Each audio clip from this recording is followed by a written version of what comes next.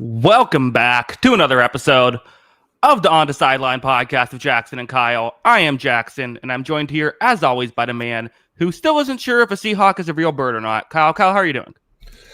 Doing pretty good. Obviously, a long time away. So, how are you doing? And happy to be back. Yeah, Kyle, what do you think of this new setup I have going on? I was gonna say it looks like you got a new backdrop going, so looks pretty good there. Is there like memorabilia behind you, or is that all blurred out just because it's whatever? Yeah, I mean it's the lens has it more blurry, but yeah, I mean it's just there's some stuff. There's like some movies on this side and then some memorabilia on that side. I don't know. It's what I had interesting in my office that I thought would make for a good background. There you go. Yeah, it's like you got your own Adam Schefter setup going. That's the goal. I'm always aspiring to be Adam Schefter, I think. I think so. Yeah, it makes sense. Yeah, who wouldn't want to be Adam Schefter? I mean, are we all trying to be Adam Schefter, really? Are we? I don't know. I think so. Yeah. Who else who has a better life than Adam Schefter? I don't know. I think that job's way too busy. Yeah, no, you have to be like on your phone at all time and probably have multiple phones. That seems exhausting. Yeah, I think even one phone is too much for me. Yeah. Sometimes I definitely feel that way. Kyle, how was your trip? Trip was great. Went to the UK and got to do some sightseeing. Got to see Oasis, which was awesome. And yeah, I had a lot of fun. Cool. Well, Kyle, it's been too long. I've missed doing these podcasts. This is we're getting close to the end of this. Kyle, there's been a ton of Shadur Sanders discourse that you just I wanted to go to a different country during some of this stuff, but here we are. This is why not watching preseason's a great thing. I don't have to hear any of this. I saw usually preseason's okay. Usually it's like a chill, like fun thing. Not this year. Is this the most talked about backup quarterback since Tim Tebow? It has to be, right? I don't think it's close. I mean, yeah, and even Tim Tebow like had an avenue to start. I mean, I guess Shadur Sanders eventually will start, but like, yes, this is easily the most talked about 5th round pick of all time. Yeah, it's a lot. That's for sure. Kyle, I'm excited to do the NFC West today.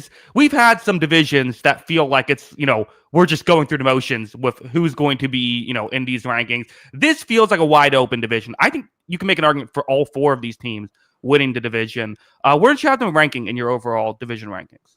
Yeah, I think it's a really good division too. I have them as the 3rd best division in football. I think that they are strong top to bottom. I see a pathway for all 4 of these teams to potentially make the playoffs, but I do have to rank it one way or another from 4 to 1. So it's not going to be easy. Some people are going to disagree. And that's what makes the spirited debate fun. So yeah, I'm looking forward to it. And I think that this is a really competitive division. This was competitive last year, and I think it will be again. Yeah, and I won't spoil the community notes poll. I will just say lowest percentage that a winning team has had so far. We've covered 7 out of the 8 divisions, so definitely a wide open race. Let's just get into it. Who do you have finishing 8th or 8th? Who had it finishing 4th? 8th place in the NFC West. This is tough, like we just said. We just prefaced that. I had the Seattle Seahawks finishing 4th right now. I think that this team got a little worse this offseason. I respect the idea of going younger and cheaper at quarterback. I think that is it is a ballsy thing we keep asking teams to do sometimes, and they went ahead and did it. That being said, I think Geno Smith is better than what they were giving credit for. I would have paid Geno Smith personally. I thought he was a good quarterback. I think they bring in Sam Darnold, and I think that's a downgrade at quarterback, despite what the performance was last season. I think he's going to get put behind a bad offensive line. And we've seen Sam Darnold really struggle with bad offensive lines in the past. I think that's really going to be tough. They lose DK Metcalf and replace him with Cooper Kupp. I think that's a problem. And then, I think that those things going together, I think the Seahawks team could take a small step back this season, even though I think the defense has a chance to be pretty darn good next year. Yeah, the Darnold thing is everything, right? And like, I don't even know if they got that much cheaper. I have to remind myself of the contracts, but with him and with Darnold and Geno, I mean, listen, Sam Darnold was really good last year. Like, we can see what we want about how it fell off the rails at the end. Like, it wasn't just he was like a Case Keenum year. I remember Case Keenum. It felt like every single pass he threw to the other team, it would get dropped and then caught by one of his own teammates. Like, he just had like some sort of like feather in his cap that whole year. Like, Darnold was legitimately a good quarterback last year. How how repeatable is it? And we'll talk about the offensive line. I think I have to go tier 3 quarterback play to start things off, just because like it's such a question mark right now. Yeah, and it's a huge. I mean, saying Sam Darnold's a tier 3 quarterback feels like a miracle, right? That's how good it was last season. But I just think it's a completely different situation he's stepping into. He does not have the best receiver in football on this team. He does not have two awesome offensive tackles on this team. You know, they had a lot of stuff going for them. A very, very good receiving back also on that team last year, although they got some good backs on this team. So there's just a lot last year that he's coming into this team, and it's not quite the same thing at all. Yeah. Again, we will see, right? I think part of it too is you had the coaching of of Kevin O'Connell last year, which we talked about a lot in our NFC North preview. But here, I mean, it still feels like a bit of an unknown with the Mike Macdonald. I mean, the Seahawks are weird because like when I had to, when I do the poll, I always double check and see. I do it in order of how they finished last year. And so I went to double check because I couldn't remember who finished in second in this division. And then I realized, oh yeah, the Seahawks were tied for first. Like they won 10 games just like the Rams did. Granted, the Rams rested their starters the last game of the season, but still, that's like it's like they were kind of right there. I think tier 3 feels fair just because it's like a complete unknown right now. It still is a bit of an unknown, but at the same time, like you could easily step away from what happened last season and say, you know what, we actually got an upgraded head coach from what Pete Carroll was. And Pete Carroll was a Super Bowl winning coach with this team, obviously. He did a lot of good things for that culture and that franchise. I think a lot of the X's and O's at times did get better. I think they did better stuff on offense at times. I think they really maximized Jackson Smith and Jigba, as we're going to talk about with the rest of this offense. And then the defense, I did think they took a step forward because this defense for so many years, where at the beginning of the 2010s, this felt like the trademark defense of the NFL. Obviously, the Legion of Boom was exciting. We knew all about them. It was the defense of the NFL for 4 or 5 years at that point. By 2024, it really felt like it needed a facelift, and this team really needed to change on that end. And Pete Carroll wasn't willing to change on that end. And so then they go in, and Mike Macdonald makes a big change. He was an up-and-coming defensive coordinator for Baltimore. He makes this change defensively, and I think the defense did play better, even if there still had some developing talent on this team. I think he did a lot of good stuff with them. Well, you know what? Let's just go there then. Let's mix things up. Let's start with the defense. Usually we go offense, but this safety or this secondary is still full of good young players, right? I mean, Tariq Woolen and Devin Witherspoon, two really good young corners, especially Devin Witherspoon. You have Shaquille Griffin as a third option. I don't hate that. Still with maybe like a little bit more depth here in the corner room. Julian Love and then Kobe Bryant. Who's played well when he's played safety. He'll play safety again this year. Okay, linebackers here. I mean, yeah, it's very good. I think tier 2, and that's just only because I want to be stingy with the tier 1s. But like on paper, you could talk me into tier 1 pretty easily. Very talented. Devin Witherspoon looks like everything you wanted. He's just a maniac. It feels like in the secondary in the best way possible. He covers so much ground. He's he doesn't look huge, but he plays big. He's fast. He does everything you want from a cornerback position. I'm a big fan of his. I love these. Like I said, I like these safeties a lot too. And then, yeah, I mean, I think one of the big things we got last season with McDonald is we got a resurgence from Tariq Woolen, who struggled the year before and I think was kind of lost at times this year before. And he came back and had a much better season. And, it felt like one of those things where, when you just see like a broken cornerback prospect and then they ended up on the Ravens and had a really good year. And it just felt like he kind of brought some of that magic to the Seahawks secondary, where Woolen is a very talented player, didn't really have it for a couple of years. And then all of a sudden he comes in and it kind of get Baltimore Raven-fied a little bit with the coaching staff. Yeah, and it's not that dissimilar of a scheme, obviously. You're correct. I mean, yeah, I agree. The front 7 is, Leonard Williams is the star here. Then you have a lot of players who like are good. Jaron Reed's still very good. Boye Mafe is a good player.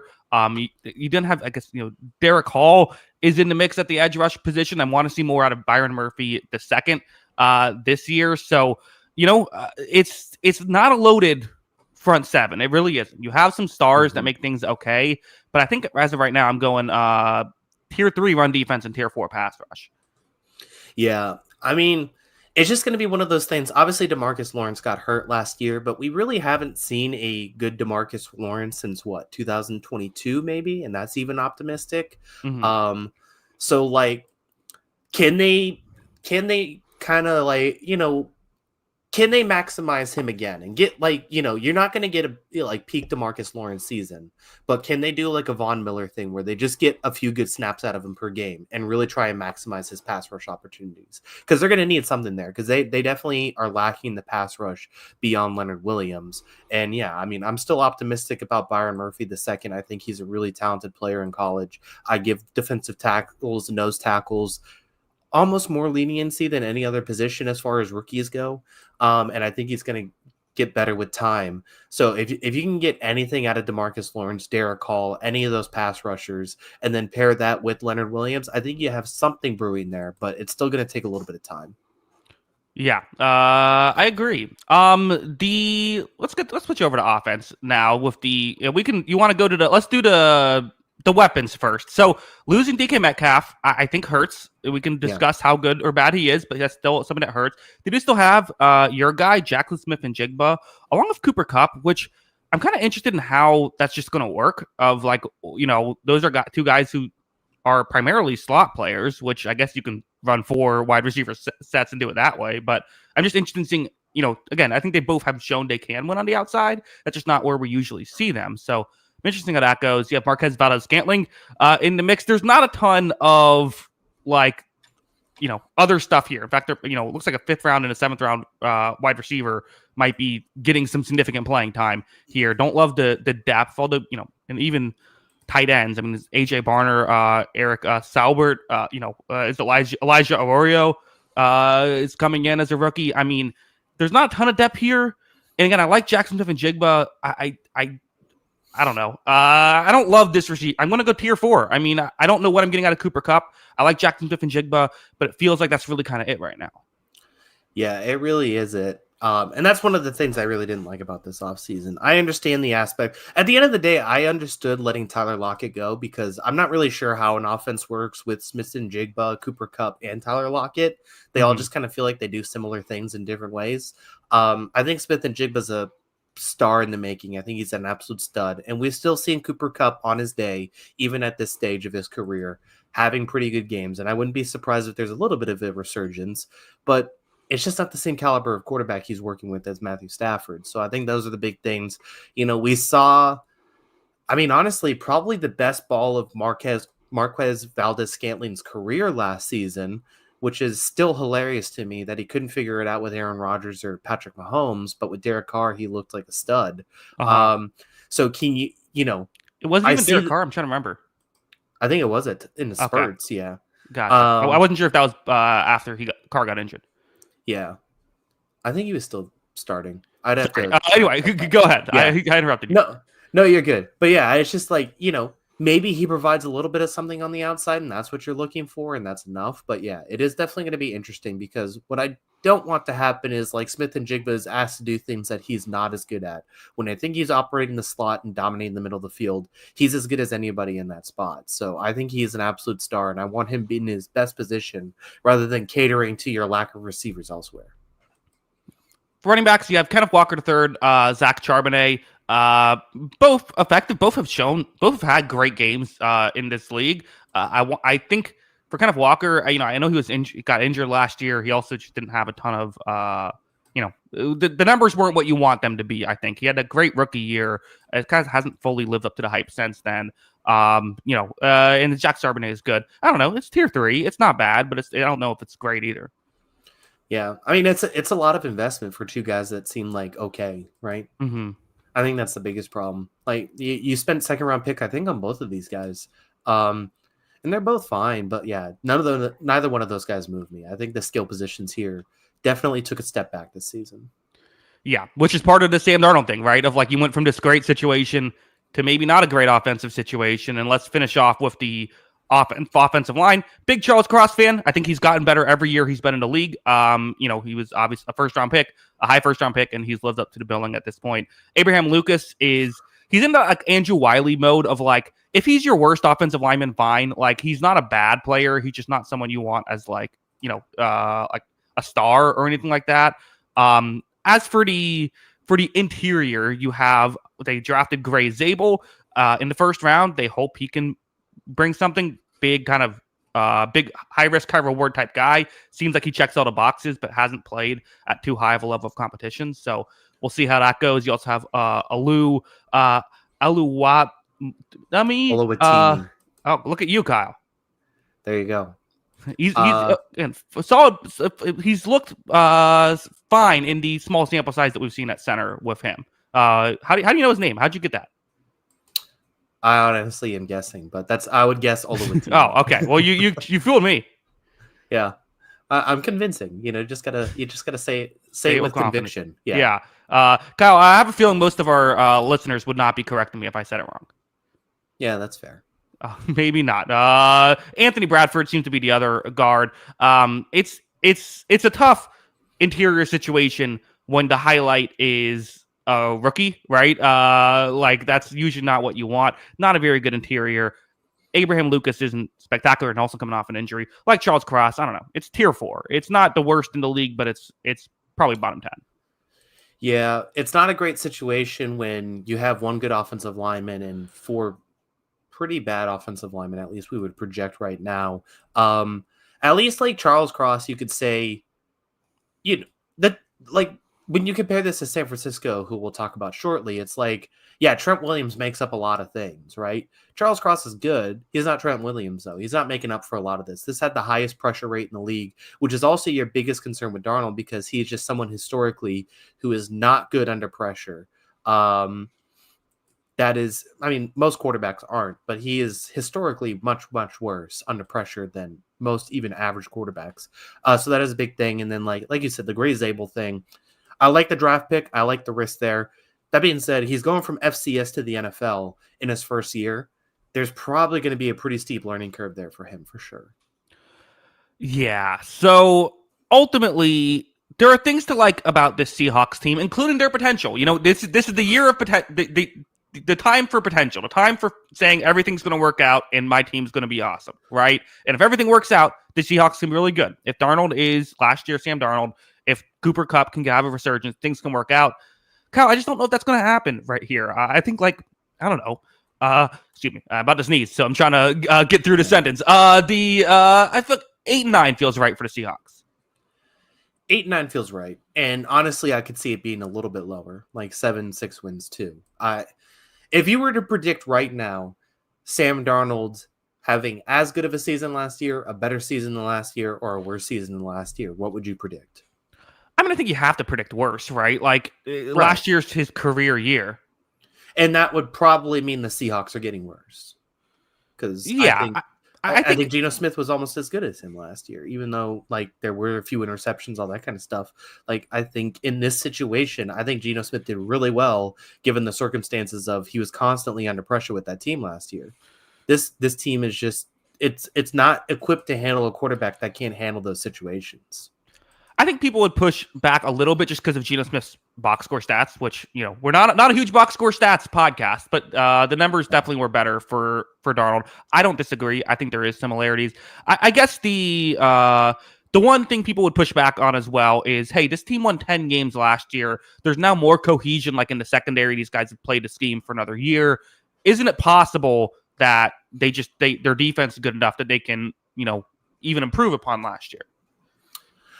I could definitely see it. You can make the argument for me, but I think it's still a huge. It's still, you still need offense to win games, right? You can't all win on defense, and if you're gonna play that way, you can't turn over the ball, you can't make mistakes, you can't put your defense in bad situations, and I just don't know if I trust Sam Darnold to do that. Well, Kyle, we will see. Let's guess the numbers here. What percentage of people in the community notes poll do you think predicted the Seahawks to win the NFC West? All right, so you said it's pretty close. and you said everyone was just about even. So I'm gonna go Seahawks a little I don't bit think I said higher. everyone's just about I said that the leader is the lowest that we have had so far. Okay, I'll go 15% for the Seahawks. Okay, Kyle, you're close there. 17%. Do you want me to tell you where they finished, or shall I just shall we go? Shall I reveal that as we go? No, just tell me where they finished. Okay. That's fine. Third place for the Seahawks, 17%. Yeah, I could see that. So Could it'll see be that. interesting. I think I could see the vision. Like I said, I think all four of these teams are pretty close. I think we're about to get a little bit controversial though. Yeah. Well, let's continue. Again, the Seahawks, they almost won the division last year. If Stafford didn't have like the game of his career against the Bills, maybe it happens. Kyle, who do you have finishing third in the NFC West? Yep. Once again, I think that all four of these teams could win the division. I wouldn't be surprised at all. I'm going to go with the San Francisco 49ers for third place in this division. I was pretty surprised, honestly, because I looked at the win totals after I made my rankings, and I thought, like, should I adjust things? This team has a 10.5 win total, and maybe I see the vision. We've seen this team time and time again. When they're healthy, they're good. When they're not healthy, they're bad. And last season was another not healthy season. But that being said, like, I don't know. Like, this is not the same 49ers defense I expect. I know Robert Saleh's coming back, and everyone's expecting all of a sudden the defense to return to form. But at the end of the day, like, a defensive coordinator is important, don't get me wrong, but you do need to have talent. And while Fred Warner and Nick Bosa are both really good players, they did lose a lot of players as well in the meantime. And they're hoping for a lot from guys who really haven't performed at that level before around them. So is Fred Warner great enough to make up for all those differences? If he is, he should be Defensive Player of the Year this year, because I don't think the roster's there on that side of the ball. Offense, once again, when healthy, it's going to be very good.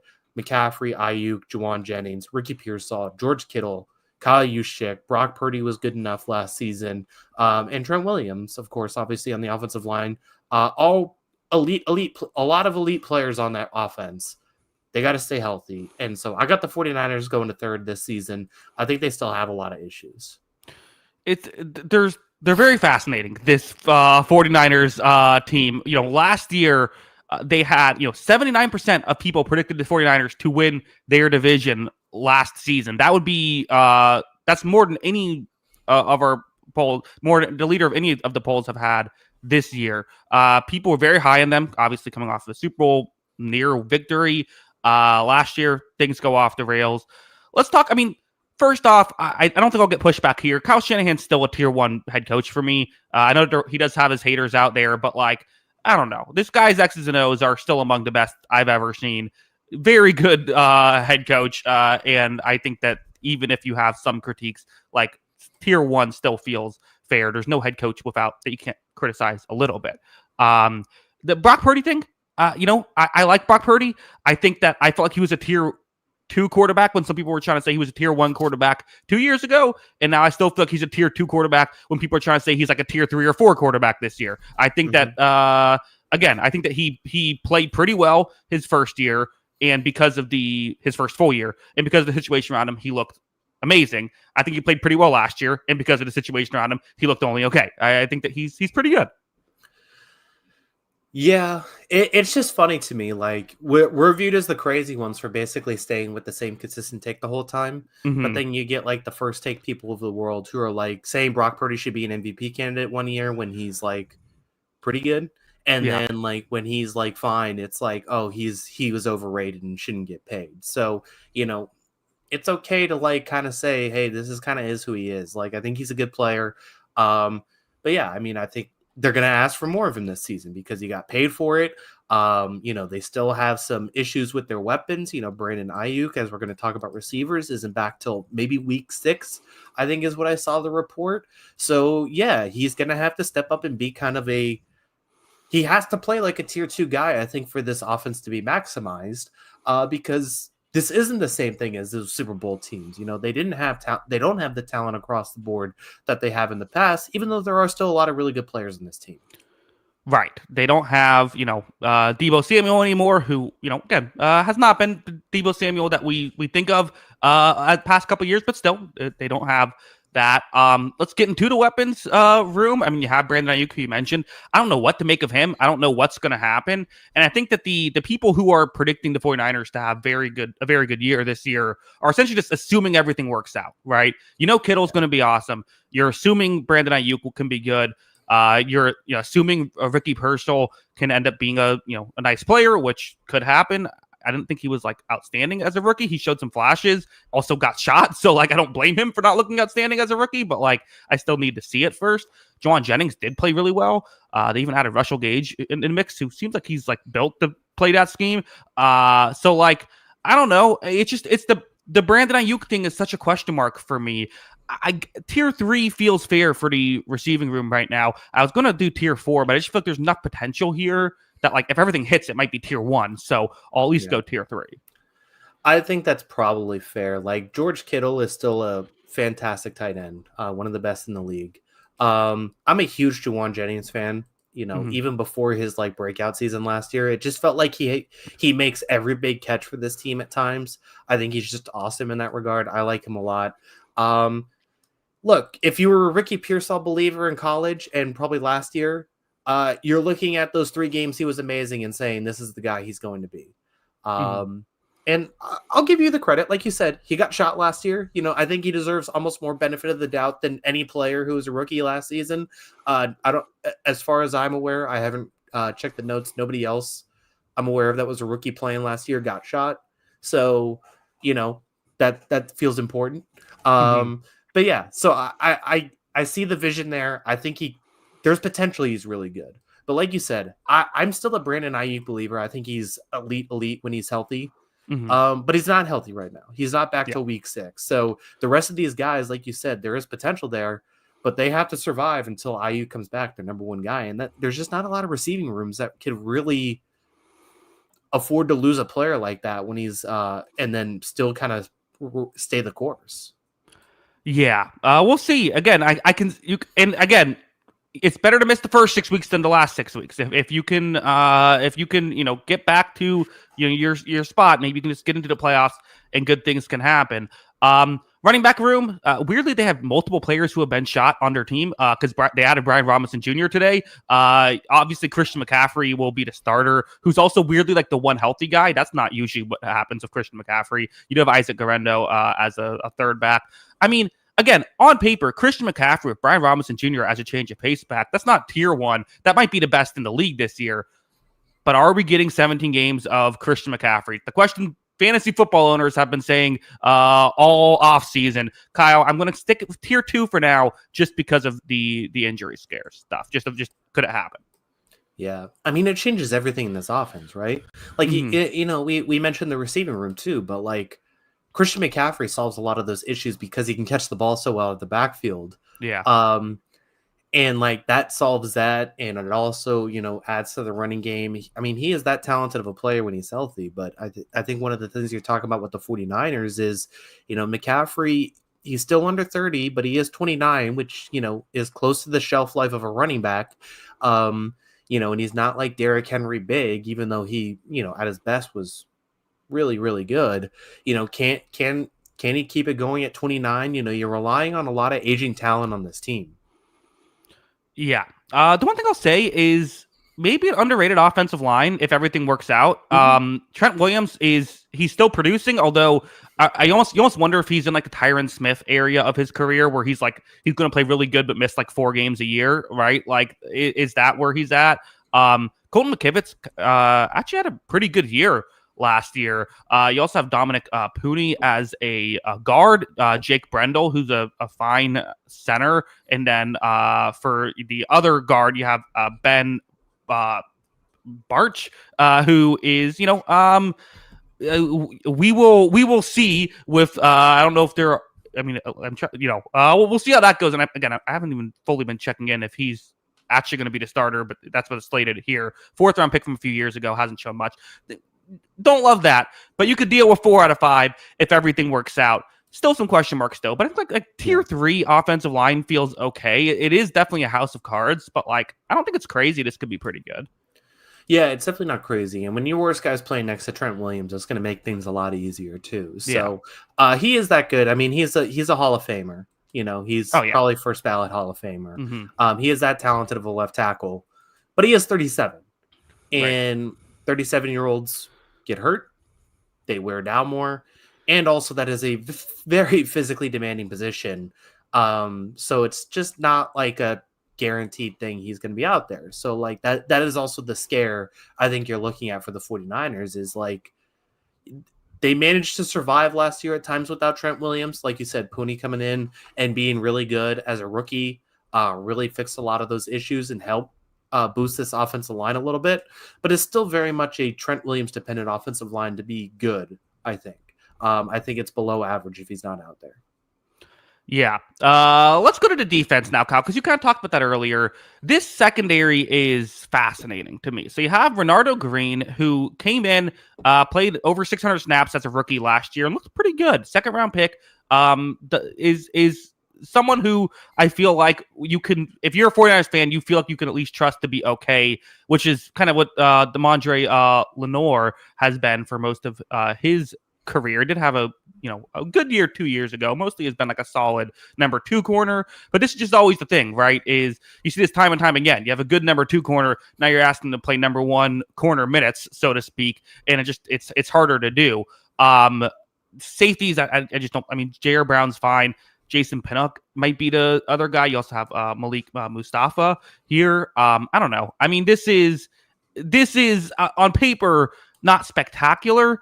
I still am going to go tier 3 because I count linebackers for coverage, and you have Fred Warner in there who's just going to help out things a lot. D. Winters should be the other. I'm assuming will be the other linebacker. But I mean, Fred Warner is going to help. So I don't think it'll be great, but I don't think it'll be a mess either. Yeah, they've just lost a lot of players in this defense, especially the back, with the linebackers and the secondary. You mentioned, I mean, Fred Warner, another one who's a Hall of Famer. He's an absolute monster. He's a stud. And I mean, maybe the premier coverage linebacker of this era, if we're being fair. Like, he's just so good at that spot. And it's just amazing what he does. It's just he covers so much ground.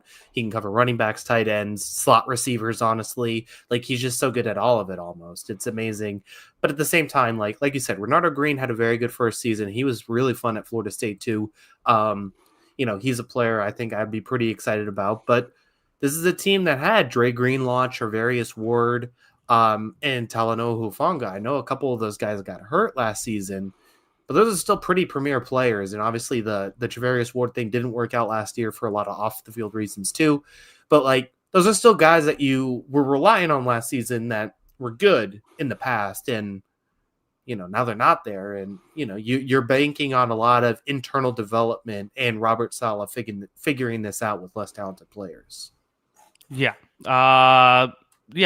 The front 7 is, so this edge rush group is really fascinating. Nick Bosa, who's obviously one healthy, one of the best players in football. You didn't have Mikael Williams, a first round pick who, I don't remember your take on him. I wasn't crazy about him coming out of college, but we'll see. Was still a first round draft pick. And the Bryce Huff Flyers, I think, is very fascinating. Someone who weirdly, he's the one guy who went to Philadelphia and they couldn't figure it out. That's like the one miss Howie Roseman has had these past 5 years. But we'll see. Maybe he can figure it out with the 49ers. That could be huge. They still have Yetur Gross-Matos there.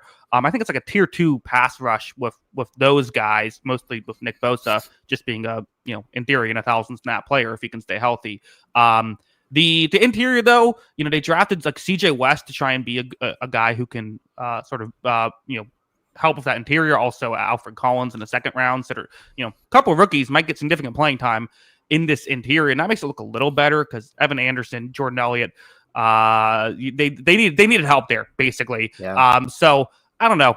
Still relying on some rookies. I'm going to go tier 4 run defense. I'll go tier 3 run defense again. Fred Warner just means so much to this team.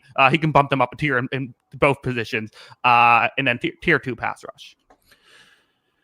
Yeah. I mean, the tier 2 pass rush definitely feels like a risk to me. I mean, like, the Bryce Huff thing is pretty interesting. Like, I don't know. He only really had like one great season. Yeah. Even with the Jets, like, those first 3 years were kind of like fine. And then all of a sudden he had that big year. He got paid in Philadelphia. Then it didn't work. It's a good risk, I think, still. Even Mikael Williams, like, I wasn't a huge fan of his, but at the same time, like, I understood the aspect of there's not just many humans on Earth who are like 6'5" and 270 pounds. Like Mhm. I understand and also can run. Like that's something that you kind of just like, yeah, we'll see. Um, but it's Mhm. also like he was just fine in college, so it's another interesting one. Like it just feels like it's Nick Bosa and the island of misfit toys, and they're hoping one works, right? It's Mikael Williams, it's Yuta Gross Matos, who hasn't really figured out anywhere he's gone, and then Bryce Huff, who had one kind of career year, and that's really it. So they need one of those three guys, or maybe all three of them working together to complement Nick Bosa. I don't really like the pass rush beyond that, though. Nick Bosa's great, but I don't know. It just doesn't feel like the same. They've had better players next to him in the past. Yeah, including Chase Young in that Super Bowl run. Mhm. Yeah, Kyle, this is the biggest wild card team I think in the league. I think that the upside with this 49ers team, if there's so many things that could go right. We always talk about what could go wrong. There's so many things that could go right. If you get a healthy Christian McCaffrey, this offensive line stays healthy and is if injuries are off, like this is a really good team. Not to mention the secondary, I do think has potential with Robert Saleh there. I do think like we'll see with those those edge rushers. At least you do have two shots at that instead of just one. And again, even if you don't get good play across the Bosa, it's still going to be like, pretty good because it's Nick Bosa, as long as he stays healthy. I'm going to go 10-7 for the 49ers. I can't go too much higher than that. So I guess I'm still taking the under win totals. But like, I don't know. This feels like a team that has a good chance to make the playoffs. But again, predicting what this team is going to do is, I don't know. It's predicting the stock market. Who knows? Yeah. It definitely does feel like one of those teams again where it's like the best version of this team could still win the NFC.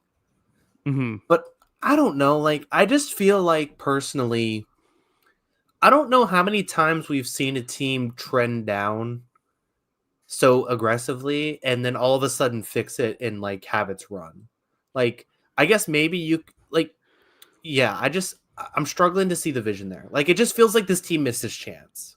And I just don't really know if a lot of those franchises really recover that quickly. Like, it just feels like this. I don't think this defense is going to be good next season. I'll be the first to say I'm wrong if they're good, but I just don't see it with this roster. I don't think the talent's there right now. I see two really, really, really good players, great players, elite players, and then a whole lot of guys that I'm kind of like just shrugging my shoulders at. And then I see, talented players on offense, but I think they missed their window. I think they're going backwards.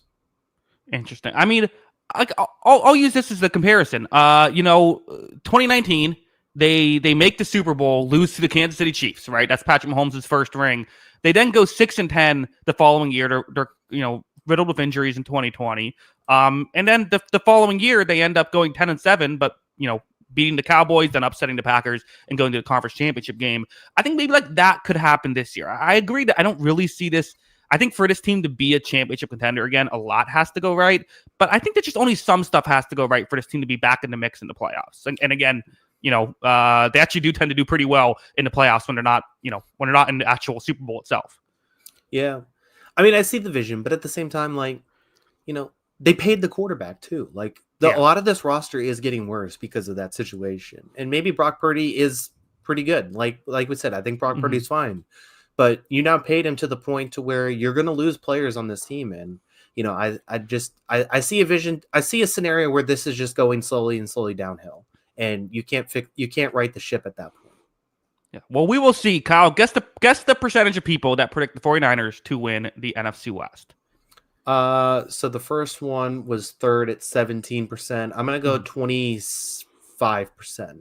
Kyle, right on the money, 25%. That is second most for the San Francisco 49ers. Look at you. No one has their finger on the pulse quite like you, Kyle. Yeah, and I haven't looked at any of these things. So I know you haven't. Kyle, there's no way you're taking that. You care about that much about this that you would cheat.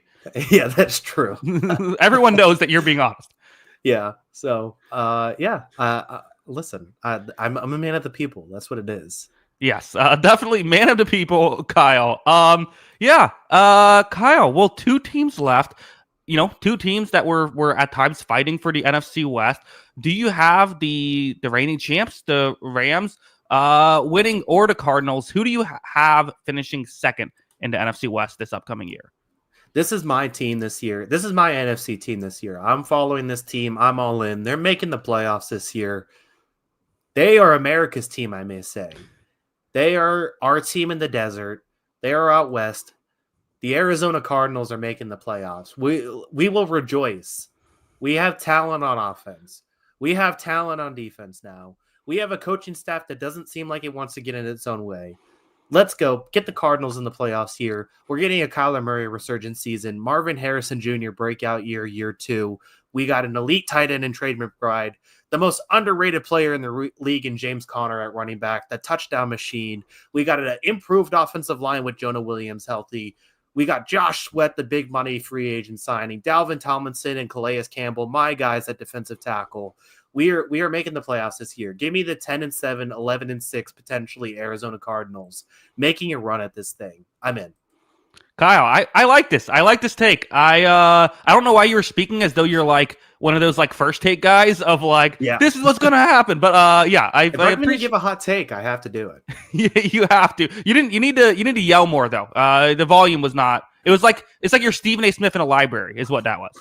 Well, I don't want to. Yeah, I gotta really get. I'm also like sick right now, so I don't know if you can hear me like breathing through the mic. I'm sorry for that, by the way. But yeah, so trying to get through this as I can. But yeah, America's team, the Arizona Cardinals. Let's do it.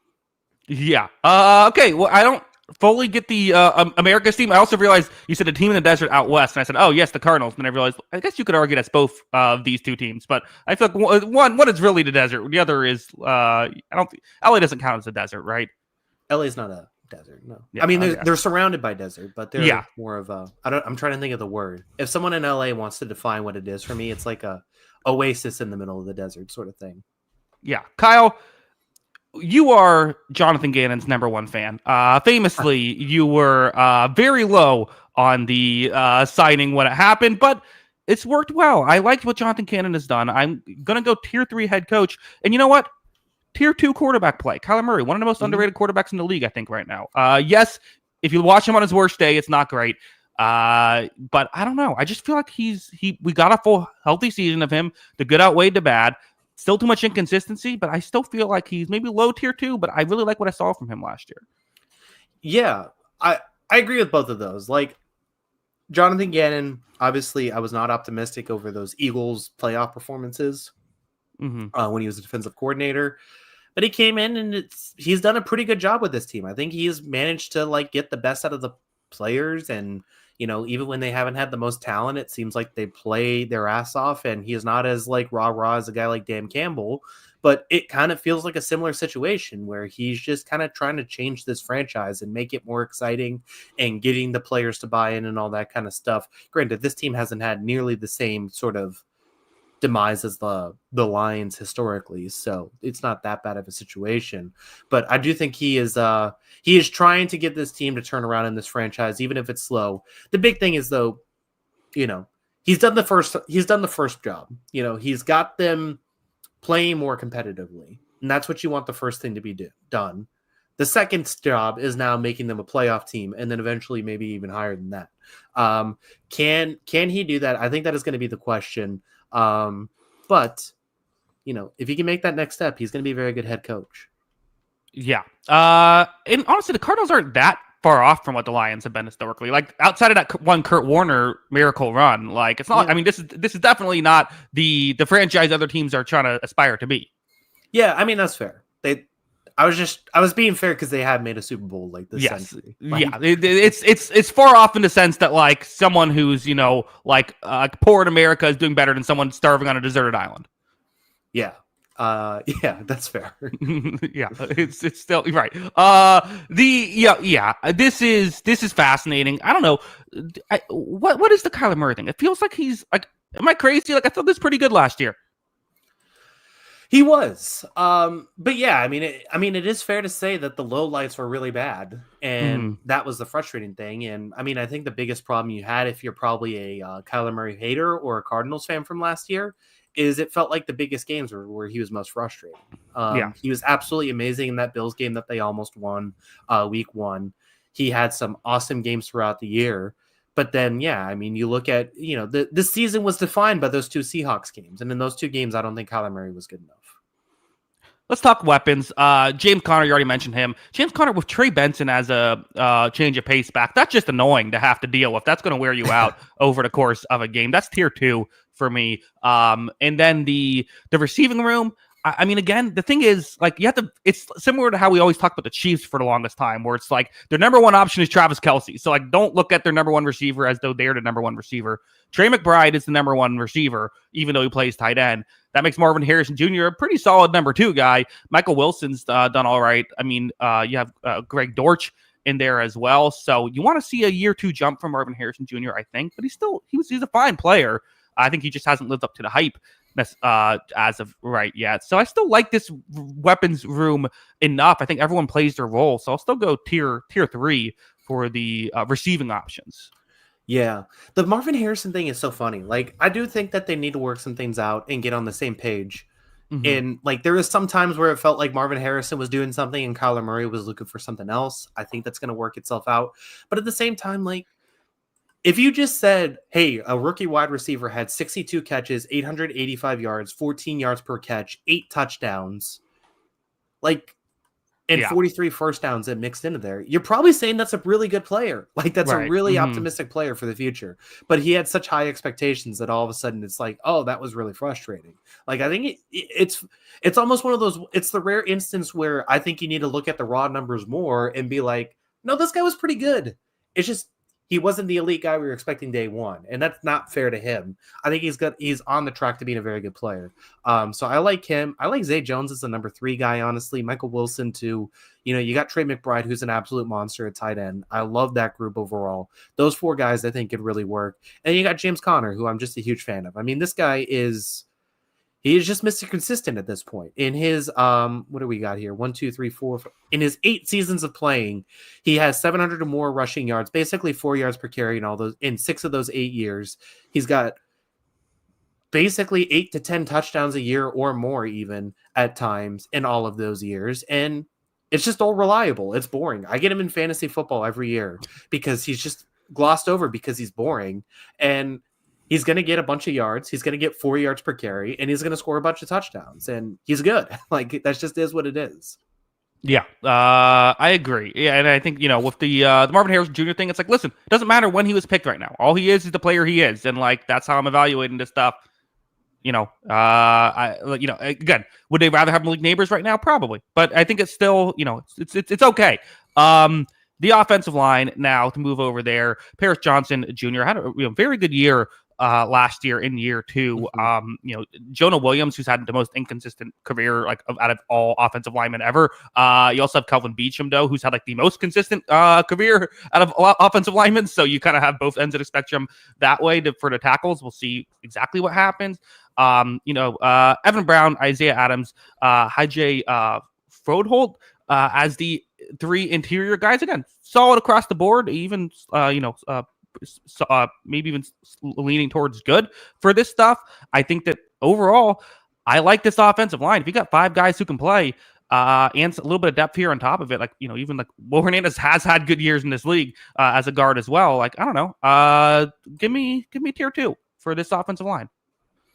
Yeah, I think it's good across the board. And like you said, like they were good last season and got nothing out of Jonah Williams. And now he's going to step in. And I think he's a reliable right tackle, if anything, like you said, a little inconsistent, but at times I think he's solid enough. So I really like this group. I think it should take a big step forward. And yeah, I mean, Paris Johnson, you know, they traded up and it looked aggressive at the time when they made that trade to draft him in the first round. But, you know, if he turns, he looked like a budding star at that position last season. And if he continues to play well, you know, it doesn't really matter what you traded up for him and all that kind of stuff. So I think he's a good player, and I think that they got a lot going for them.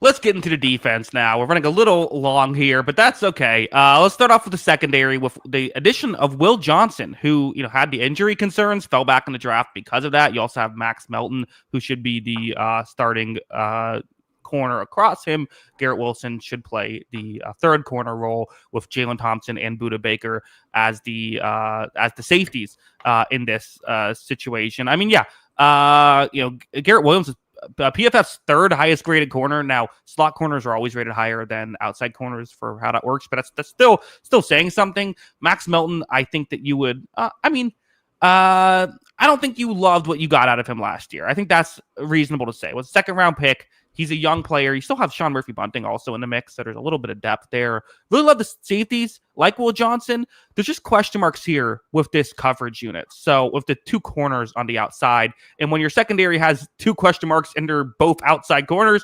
that's slightly concerning for me. So I'm going to go tier 4 for the coverage unit, but again, we'll see. This has potential to be better. These are two good, two talented young players if they can put it all together. Yeah, they are two talented players. I do think the big letdown for this season, so this off season, is the you mentioned Sean Murphy-Bunting, but he is out for the year now because of that non-football injury thing. And that's the big letdown, because at the very least, like, you could say you have these two young, talented corners that you're optimistic about, but you at least have someone who's reliable as that other option. Like, Sean Murphy-Bunting isn't perfect for me. I don't think he's a number one corner by any stretch of the imagination, but he's at least reliable. And now you're really going to be depending on these young guys. That being said, like you said, they are very talented. Will Johnson is a very talented player that slipped in the draft because of an injury concern. And I think he can be very good. So I think there is something there to get with him. But I think the one weakness you look at this defense, especially, is the linebacker room, and I don't think it's really helping this group in coverage. So these young corners are going to be thrown into the fire, and we'll see how they mix it up. I do think that they have some talent, though.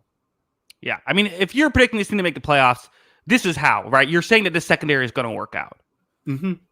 Yeah, you have to. You have to be optimistic about this. And, at the minimum with the safeties, I think you give yourself a safe floor. I think that there's an opportunity that those guys can make up for a lot of mistakes. Like you said, Garrett Williams was a very good slot corner, even if slot corners are kind of skewed in the PFF scale. I thought he was a good one last season. And if you get a development out of Melton and Will Johnson looks like the junior year Will Johnson and comes back as a prospect, I think there's a chance this turns into a pretty good group for next season. They've also done a lot to improve this interior or improve this defensive line in general, I should say, because they brought in Josh Sweat, who was an awesome player for the Eagles. He was an every snap player for them. Zaven Collins, who's been a good edge rusher for them. Like, it's kind of funny that that's like what they were doing last year, but honestly, he's been fine. And for number 2 role, not horrible there. Baron Browning can be the third guy there for the interior. Dalvin Tomlinson, Calais Campbell, Walter Nolan, this first round pick. I really like this defensive line. I think maybe the one critique is, do they have an elite guy here? But they have a lot of really good guys. Tier 2s for both pass rush and run defense. Yeah, I mean, another one where it's like, if he stays healthy and all that, I don't even think it's an injury concern. It's just an age concern. Like, Calais Campbell continues to churn out just awesome seasons. Like, he is still a really good player at 38 years old. And him and Dalvin Tomlinson, I think, and Josh Sweat, obviously, they're big money free agent. I think all of that put together means you got a formidable group at the minimum, and it could be great with all three of those guys because they are good players. Like you said, maybe not great, but they're all pretty good. And I definitely see the vision with this group. So yeah, I really like those three for sure. And they should really help this defense that struggled basically at every position. At least you could say now the Cardinals defense is good at something. Yeah. It should be good at something. Right. And before, it had 2 good safeties and basically nothing else. Now they have a good defensive line in front of it. I think they should fix a lot with just that. Yeah. So I like this Cardinals team. I don't love this Cardinals team because of the secondary. I have those concerns of, you're asking a lot of young players to be good today. And I think that this team still feels like they might be a year away, which is frustrating because it feels like they've been a year away for a bit now. But I could see this team squeaking into the playoffs. So I'll go 9-8. I think this is a bubble playoff team for me. I see it. Look, I'm in. I think that they got a lot of things going for them. I think this offense is going to be really fun. I think they're going to be great to watch in that regard.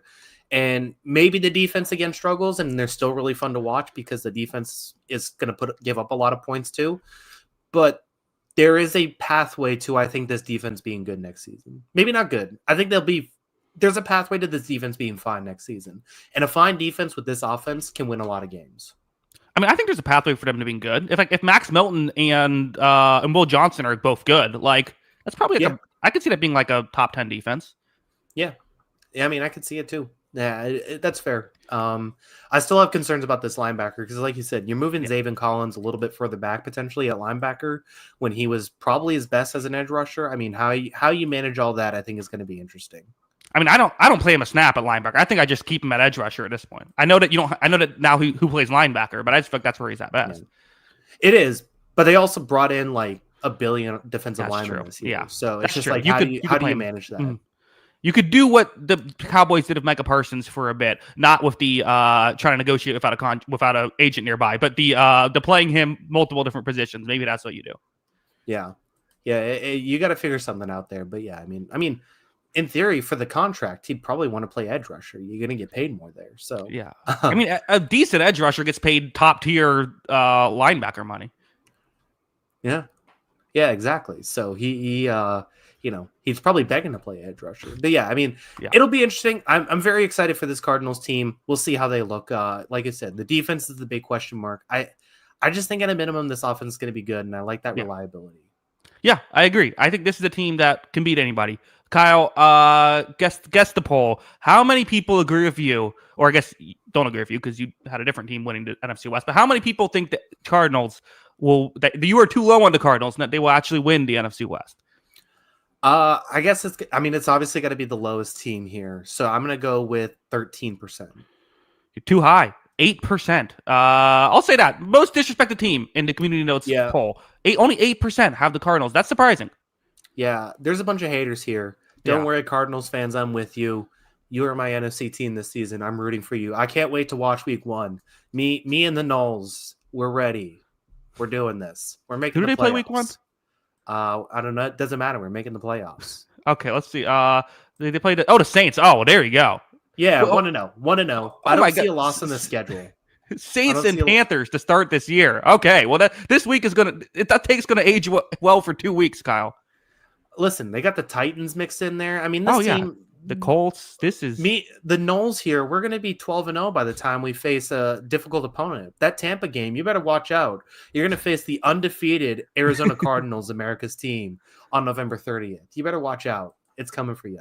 This is an easy schedule. Yeah, wow, this is the best take I've had ever. This is the softest schedule I've ever seen. Yeah, that's a good point. I guess the third place schedule in NFC West is not a tough one. Yeah, we are rolling right here. Say some more nice things about the Cardinals. I gotta let my dog outside real quick. Okay, well here I'll move on. Actually, let's go to the. Well, I guess can I go on here to the. I mean, the Rams are the next pick. Obviously, usually let Kyle start this, but I cannot because he has to let his dog out. Okay, Kyle's back. Kyle, I did a horrible job killing time. The Rams are your division. Who you're predicting to win the division? How come? This team's really good, and I think they got better. Like I think that they revamped this entire defense last season. Obviously, with the change of Aaron Donald retiring, they played incredibly well. I mean, they got some really young, talented defensive players on this team, and the offense is still really talented. As long as Matthew Stafford's healthy, I think this team has a chance to not only win this division, but make and win the Super Bowl again. I think they got better. I think Devontae Adams is an upgrade over Cooper Kupp at this stage of their careers, and Devontae Adams is. I mean, probably always. So, yeah, I mean, Devontae Adams is great. So, yeah, you have that. You have a good offensive line. You have good running backs. I just don't see a lot of holes in this roster to be concerned about. Maybe there's a few. Maybe you'll talk me down a little bit. But I think this is probably the team, and they were last year. They were the closest to beating Philadelphia in the postseason. This is the team I think is the biggest challenge to Philadelphia in the NFC right now. This would be my number 2 team in the NFC. I think they're that good. Again, it's so interesting how these things go, right? The Rams and Seahawks end up finishing with the same record. Maybe if the Rams played their starters, they would have won that last game and they would have finished 2 games ahead. But nonetheless, they finished with the same record, and yet the Rams have the tiebreaker, so they go to the playoffs. They then make a lot of noise in the playoffs, winning a playoff game handedly and coming very close to beating the Super Bowl champs. That is part of where this buzz is coming from. Also, Sean McVay. You always have to respect the Sean McVay-led team. He's tier 1 head coach. Let's just talk about Matthew Stafford for a minute. I mean, this is the question mark, right? Of he's banged up. And I'm just going to be honest, Kyle, I watched him for 19 games last year, or I guess 18 games. I don't think he missed any more than the one he set out. he was not great in 18 games. He was great in maybe 4 or 5 of those games, but he was really good in those games. I did a video where I talked about every quarterback's the difference between their actual turnovers and turnover-worthy plays. By far and away, the luckiest last year was Matthew Stafford. That being said, he has a tendency for showing up in the big moments, and I'm like, regular season, he's a tier 3 quarterback for me right now. Postseason, he might be tier 1, and I don't know what to do with that, but that's just how I view him right now. Yeah, it is one of those things. He's definitely a little inconsistent, but it's also one of those. There's just not many guys you could look at talent-wise and think on their best day they can compete with any quarterback in the league. Yeah, and Matthew Stafford's one of the rare cases of a guy who can absolutely do that. I mean, you just go back to a couple of those huge games they had last season. That Buffalo game in December 8th, they won 44-42. He had 320 yards, 23 of 30 passing, 2 touchdowns, over 10 yards per completion. You go to that one, you look at the Minnesota game that he had 4 touchdowns in, and just like that, it's like on his best day, he can compete with any quarterback in the league. He can compete with the Josh Allens, Patrick Mahomes, Joe Burrows, Lamar Jacksons, all that kind of stuff. It's just you have a lot of the bad games mixed in there too. So it is a rare thing, but I trust Matthew Stafford. I just do. Like I trust him to get the job done in those situations and play his best when the Rams absolutely need him the most. Yeah. I agree with all of that. The receiving core, which you talked about being an upgrade, Davante Adams, I think the only question is he's bounced around on a lot of different teams right now. What does he still have left in the tank and all of that? Puka Nacua is awesome. I do like Tutu Atwell in his role. I like Tyler Higbee as a tight end in his role, even Colby Parkinson, even Terrence Ferguson as well. A lot of tight end depth here. I don't know. Is it too mean to say tier 2 just because of the Davante Adams switching teams, playing a new scheme, is an older player? I think if he's last year Davante Adams, I'm probably still going to say tier 1. But I think if it's a question mark, I don't want to give it tier 1. I think it's tier 1. I think it's going to be fine. Mm-hmm. I really do. But you also have the Chiefs tier 1, so you're just throwing out tier 1s like candy. I am, but I mean, look, you have Puka Nacua and Davante Adams, and Davante Adams can work the slot too.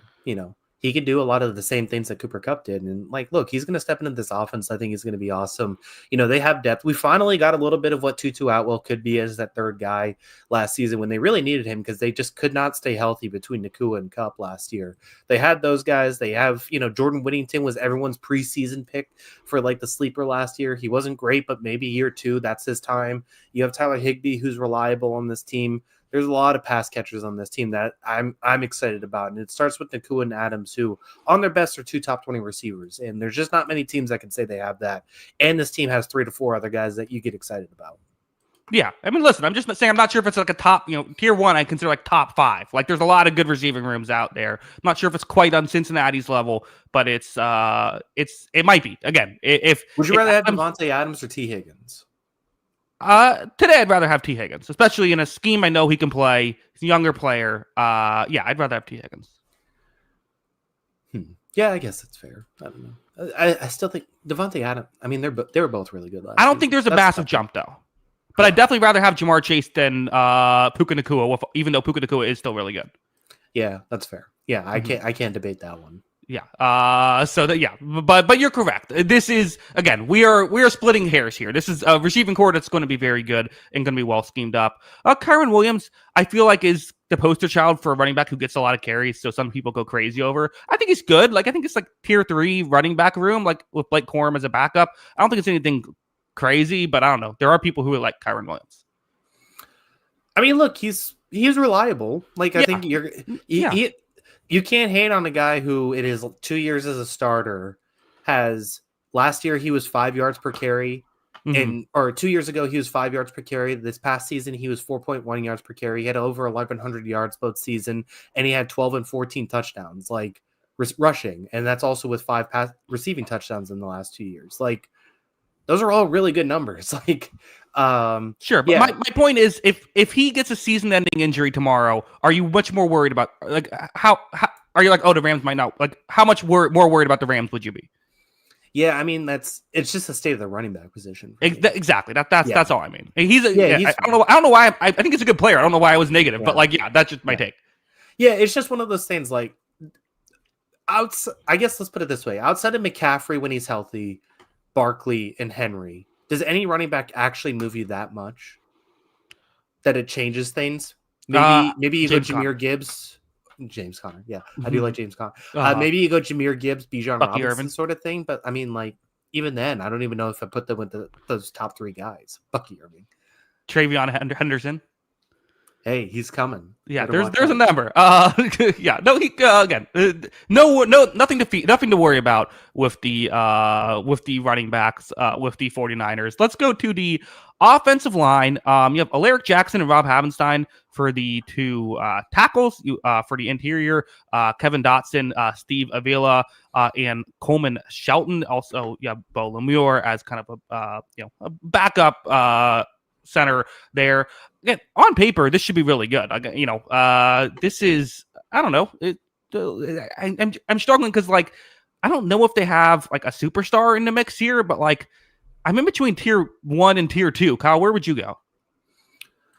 Probably tier 2 because there's not like an elite player, but there is a lot of really good players on this team. So yeah, I like this starting five a lot, and they even have a little bit of depth there. So I like it a lot. I think tier 2 is really good for this group. Yeah, tier 2 feels fine. Let's go with that. The secondary for the Rams, I love the amount of players, a lot of depth here.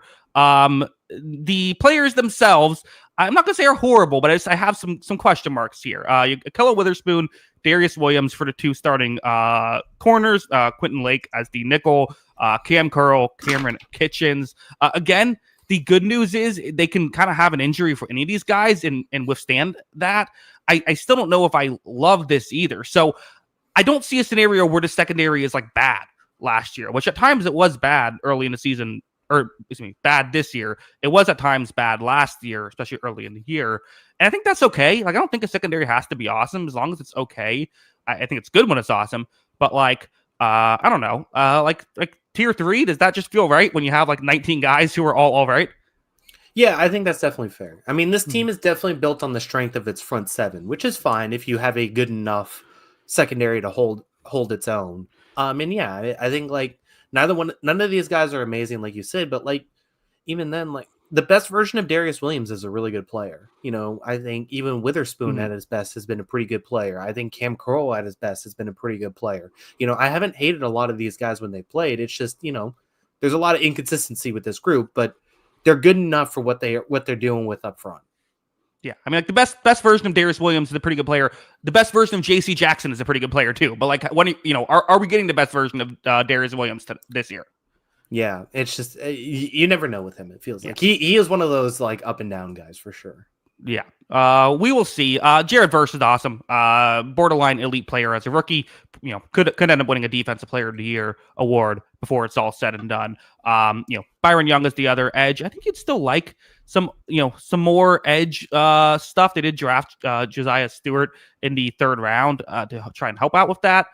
Braden Fisk, another guy they drafted, another rookie last year who was pretty good. Puna Ford's very good. Tyler Davis at the other interior, and then of course my guy Kobe Turner, the one of the best in football, Kobe Turner. So he helps out both in pass rush and run defense. Yeah, tier 2s across the board.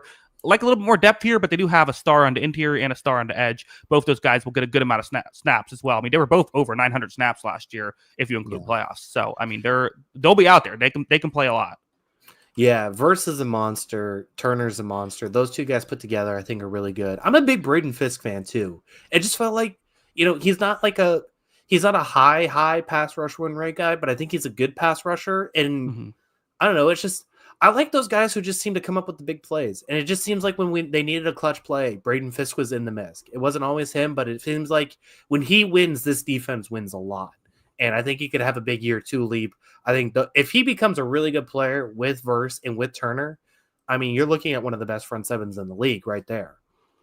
Yeah. So, yeah, I agree. I mean, it's really good. I mean, it's like there's a lot of good stuff with this Rams team. Turns out having 14 draft picks year after year, you end up getting some good players. Yeah, yeah. I mean, the biggest hurdle you have for Los Angeles is we just talked about how easy Arizona's schedule is. I mean, they have the first place division schedule now. You play your division, which is tough. You play all those teams twice. You also get Detroit in your mix. You get Baltimore in your mix. You get Philadelphia in the mix. Like those are really tough games to draw for the season too. So if they can navigate that, I think the sky is the limit for this team.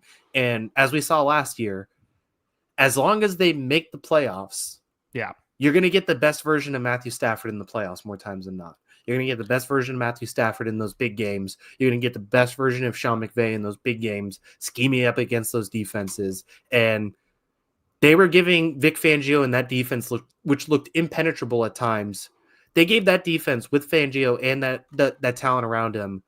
They gave it a lot of fits in that game, playing through the snow in terrible conditions. I think they can go up against anybody and beat them in the playoffs. Yeah, well, especially at the end when if it was save for a great Jalen Carter play, that comeback probably was going to happen. Yeah, it's the Rams have a lot of optimism. I agree with you about the first place schedule, especially with you have the Cardinals, 49ers, and Seahawks. It feels like one of those teams is going to win 10 games next year, and so it's like you probably have to win like 11 to make sure you can keep pace in a tough schedule. That's what I'm predicting, though. I'm going 11-6 with this Rams team, which is actually the second highest I have in NFC teams so far. We still have the NFC South to go. So wait on my Panthers prediction. Maybe they won't stay number 2. But like, yeah, in a wide open NFC, they do feel like they could be the number 1 contender to the reigning champs, especially given how close that game was last year. Yeah, I think that the talent of the NFC is pretty good, though. Like, I think there are some good teams. We're going to talk about one next week, I think, for sure. That could be interesting. Panthers. We mentioned the NFC North being really talented top to bottom. Could Washington replicate it? And yeah, I think it's all really interesting. Like I said, I wouldn't be shocked if this team ends up like 10-7 and sneaking into the playoffs. But they are the last 10-7 team I want to face in the playoffs again. We saw that last season, and I think they could be it again. Yeah, I feel like usually when people say, like, oh, that's a 10-7 team you don't want to play, it's like, no, actually you kind of do. Like every playoff team has talent and like it's better to play the worst teams. But I agree. This is actually the example of that. Kyle, you can do the math if you want to. Do you want to guess the percentage of people who picked the Rams? So we had 8, 17, and 25. So that is 20, what is that? 26%, 25%? No, that's 50%. So it's 50% Rams. Here we go. I can do the math. Exactly half of the people predicted the Rams, including both of us, to win the NFC West. I guess that would put it slightly over half, because if you count our votes. Yeah, that's true. Every vote matters. That's right, Americans. Yes, exactly. Voting is important. That is what we're leaving you with here. Kyle, next week we have our finale of the offseason. One more offseason podcast left, and then we are getting into the week 1 preview the following week, which means that not only will we be previewing the team with the division with my favorite team, the Tampa Bay Buccaneers, we will also be talking about who we have winning every major award, which, Kyle, that includes the Protector of the Year award now. We have a new award that we have to predict. Who will be the Protector of the Year for Best Offensive Lineman? Have to throw that one in the mix. Is that actually an award now? Yeah, it's actually. It's going to drive me nuts. I already know I'm going because it's just going to go to like Lane Johnson, or like Penei Sewell, no matter who actually deserved it. Like how are people going to actually measure that? I think Jordan Mailata would have won last year. I don't know. I don't think he would have. I said something. He's not even favored to win this year. He's like 6th. Every one of these writers has a PFF subscription. They're going to end up getting. That's probably true. It's probably like Tristan Wirfs. I think is still like 3rd or 4th, and he's going to miss like the first month of the season. Yeah, I don't know, man. That feels like too much. They should just really lean into it and do like the college football thing where they give an award for every position, and then just I don't know. What a mess. Yeah. No, I agree with that. I mean, I guess that's the All-Pro. My take is I think at the awards show is when we should reveal All-Pros. Yeah, that'd be fair. Mm-hmm. Keyran wants to know how you're dealing with the hammers going down this year. Isn't that what they're supposed to do? Isn't that how you make a hammer work? You Yeah. Listen, 2 games into the Premier League season, including tonight, they have given up 8 goals and have scored 1. That's not good for the numbers people, in case you're wondering. It looks rough. We'll see. I think they're better than Burnley. That's all that matters. Okay. Romeo is making fun of you for saying for your first guess being 26. Not instead of I 50%. added it up. I added it up right in the end. I got there eventually. I'm not a math major. Let's calm down. Yeah, Kyle. Next week we will also next Wednesday we're back to our normal time. Finally, we will also be giving our prediction for who will win the Super Bowl. So and also who's making the playoffs, all of that good stuff. So it'll be a long show next Wednesday. So be ready. Everyone, make sure you're ready for that. And other than that, Kyle, I think we're the Red Sox beat the Yankees. That's good. Yeah, got to do it 3 more times this week, and then weekend, and then we'll go from there. Yeah, I'm excited. Yeah. All right. Well, Kyle, again, I know you've been driving a lot, so you're probably ready to get out of here. But thanks again to everybody for watching or listening. We do appreciate it. We'll be back this upcoming Wednesday, so be on the lookout for that. And Kyle, you have any final thoughts, or are you good? No, let's get out of here. Looking forward to Wednesday, and like you said, wrapping up our preseason. So let's do it. Oh, wait. It's been so long. We have to do the plugs. Let them know where you can find us on Twitter before we head out. Yeah, make sure to follow us on Twitter. That is at Jackson Kruger. Make sure to follow me at by Kyle Gronin, and make sure to follow the account page at On the Sideline JK. That is at On the Sideline JK. Of course, if you like audio only podcast, anywhere you get your podcast, just search On the Sideline Podcast. It should be available there. Thanks to again everybody. We do appreciate it. And until Wednesday at 6 p.m. Eastern, have a good one. Peace.